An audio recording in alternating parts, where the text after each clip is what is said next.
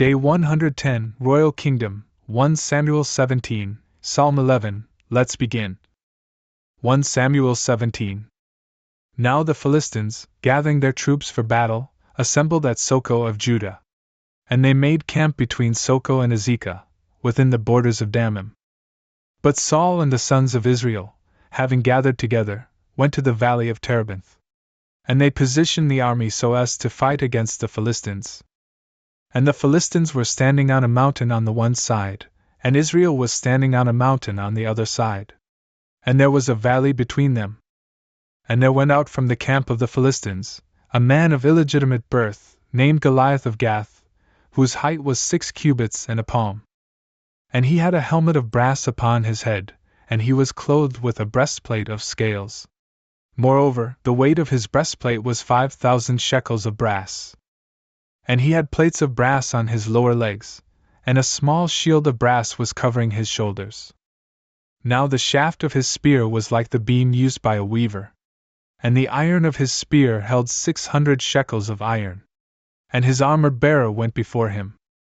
And standing still, he cried out to the battle lines of Israel, and he said to them, Why have you arrived, prepared for battle? Am I not a Philistine, and are you not the servants of Saul? Choose one man from among you, and let him descend to do battle alone. If he is able to fight with me and to strike me down, we will be your servants. But if I will prevail over him, and strike him down, you will be the servants, and you will serve us. And the Philistine was saying, I have reproached the troops of Israel today. Present a man to me, and let him undertake a fight against me alone. And Saul and all the Israelites, hearing these words of the Philistine in this manner, were stupefied and exceedingly afraid. Now David was the son of an Ephrathite man, the one mentioned above, from Bethlehem of Judah, whose name was Jesse. He had 8 sons, and during the days of Saul, he was an elderly man, and of great age among men. Now his 3 eldest sons followed Saul into battle. And the names of his 3 sons, who went to the battle, were Eliab, the firstborn, and the second, Abinadab, and the third Shammah. But David was the youngest. Therefore, when the 3 eldest had followed Saul, David went away from Saul, and he returned, so that he might pasture the flock of his father at Bethlehem. Truly, the Philistine advanced morning and evening, and he stood forth for 40 days. Now Jesse said to his son David, Take, for your brothers, an ephah of cooked grain, and these 10 loaves, and hurry to the camp, to your brothers. And you shall carry these 10 little cheeses to the tribune. And visit your brothers, to see if they are doing well. And learn with whom they have been stationed. But they were in the valley of Terebinth, with Saul and all the sons of Israel, fighting against the Philistines. And so David rose up in the morning, and he commended the flock to the caretaker. And he went away burdened, just as Jesse had instructed him. And he went to the place of the battle line, and to the army, which, in going out to fight, was shouting in the conflict. For Israel had positioned their troops, but the Philistines also had prepared themselves against them. Then, leaving the items that he had brought under the hand of the keeper of baggage, David ran to the place of the conflict. And he was asking if all was going well with his brothers. And while he was still speaking with them, there appeared the man of spurious descent, whose name was Goliath, the Philistine of Gath, ascending from the camp of the Philistines. And he was speaking in these same words, which David heard. Then all the Israelites, when they had seen the man, fled from his face, fearing him greatly. And someone of Israel said, Have you seen this man, who has risen up? For he ascended in order to reproach Israel. Therefore, the man who will strike him down, the king will enrich with great wealth, and will give to him his daughter, and will cause his father's house to be free of tribute in Israel. And David spoke to the men who were standing with him, saying, What will be given to the man who will have struck down this Philistine, and who will have taken away the disgrace from Israel? For who is this uncircumcised Philistine, that he should reproach the soldiers of the living God? Then the people repeated to him the same words, saying, These things shall be given to the man who will have struck him down. Now when Eliab, his eldest brother, had heard this, as he was speaking with the others, he became angry against David, and he said, why did you come here? And why did you leave behind those few sheep in the wilderness? I know your pride and the wickedness of your heart, that you have come down so that you might see the battle. And David said, What have I done? Is there any word against me? And he turned away from him a little, toward another. And he asked the same question. And the people responded to him as before. Now the words that David had spoken were heard and reported in the sight of Saul. When he had been led to Saul, he said to him, Let no one lose heart over him. I, your servant, shall go and fight against the Philistine. And Saul said to David, You are not able to withstand this Philistine, nor to fight against him. For you are a boy, but he has been a warrior from his boyhood. And David said to Saul, Your servant was pasturing the flock of his father. And there approached a lion or a bear, and it took a ram from the midst of the flock. And I pursued after them, and I struck them, and I rescued from their mouth. And they rose up against me. And I caught them by the throat, and I strangled and killed them. For I, your servant, have killed both lion and bear. And so this uncircumcised Philistine, too, will be like one of them. Now I will go, and take away the reproach of the people.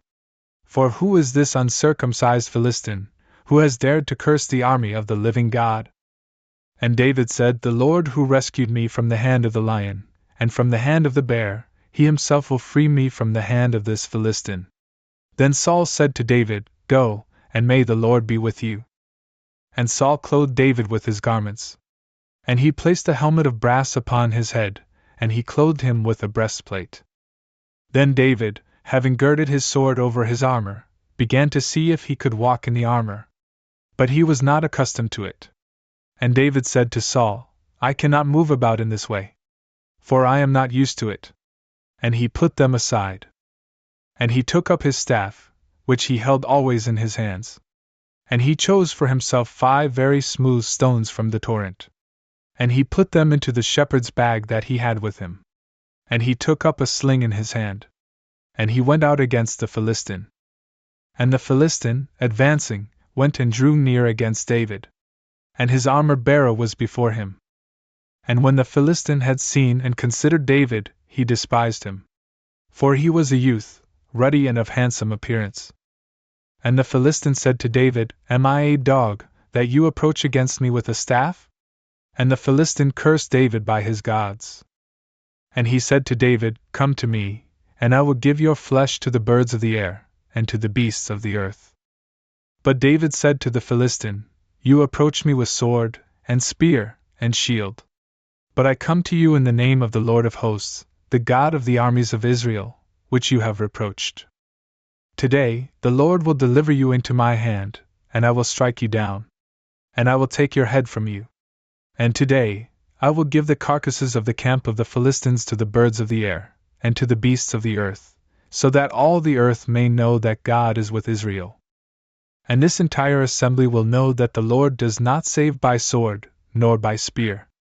For this is his war, and he will deliver you into our hands. Then, when the Philistine had risen up, and was approaching, and was drawing near against David, David hurried and ran to the fight against the Philistine. And he put his hand into his bag, and took out 1 stone. And swinging it around, he cast it with the sling and struck the Philistine on the forehead. And the stone became embedded in his forehead. And he fell on his face, upon the ground. And David prevailed against the Philistine with a sling and a stone. And he struck and killed the Philistine. But since David held no sword in his hand, he ran and stood over the Philistine, and he took his sword, and withdrew it from the sheath. And he killed him, and cut off his head. Then the Philistines, seeing that their strongest man was dead, fled away. And the men of Israel and Judah, rising up, shouted and pursued after the Philistines, even until they arrived at the valley and as far as the gates of Ekron. And many wounded among the Philistines fell on the way of Sharaim, and as far as Gath, and as far as Ekron. And the sons of Israel, returning after they had pursued the Philistines, invaded their camp. Then David, taking up the head of the Philistine, brought it to Jerusalem. Yet truly, he placed his armor in his own tent. Now at the time that Saul had seen David going out against the Philistines, he said to Abner, the leader of the military, from what stock is this youth descended, Abner? And Abner said, As your soul lives, O king, I do not know. And the king said, You shall inquire as to whose son this boy may be. And when David had returned, after the Philistine had been struck down, Abner took him, and brought him before Saul, having the head of the Philistine in his hand. And Saul said to him, Young man, from what ancestry are you? And David said, I am the son of your servant Jesse of Bethlehem. Psalm 11. Unto the end. For the octave. A psalm of David. Save me, O Lord, because holiness has passed away, because truths have been diminished, before the sons of men. They have been speaking emptiness, each one to his neighbor, they have been speaking with deceitful lips and a duplicitous heart. May the Lord scatter all deceitful lips, along with the tongue that speaks malice. They have said, We will magnify our tongue, our lips belong to us. What is Lord to us? Because of the misery of the destitute, and the groaning of the poor, now I will arise, says the Lord. I will place him in safety. I will act faithfully toward him. The eloquence of the Lord is pure eloquence, silver tested by fire, purged from the earth, refined 7 times. You, O Lord, will preserve us, and you will guard us from this generation into eternity. The impious wander aimlessly. According to your loftiness, you have multiplied the sons of men,